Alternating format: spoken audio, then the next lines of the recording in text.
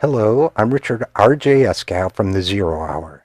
You know, we spend a lot of time on our program covering the hoax they call the sharing economy, services like Uber and Airbnb, which are mostly just an end run around regulations. Recently, this story came home for me in an unexpected way.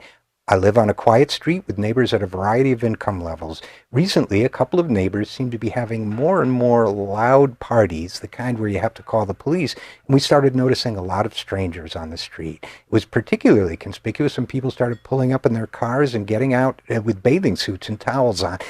Well, you guessed it. A couple houses on the street are being rented out on Airbnb for quote unquote parties and events.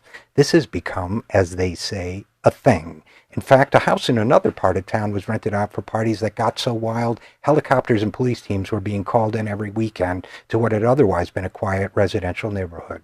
Now, these aren't neighbors renting out their homes for a little extra income. These houses are owned by realtors or other investors and used specifically to make money. There's a reason why we regulate businesses, especially noisy businesses like clubbing, parties, and the hotel industries. And partially, it's to keep them out of residential neighborhoods. They disrupt people's lives, invade their privacy, take their parking spaces. Now, you can't call me a hypocrite. I was saying these things before the Silicon Valley libertarians invaded my neighborhood. It's actually interesting to see how it works in real life. Interesting and annoying.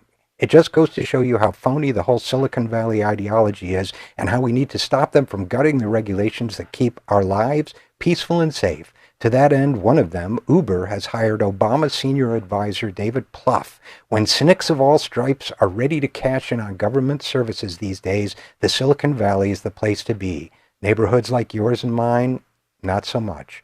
I'm Richard RJ Eskow for the Zero Hour.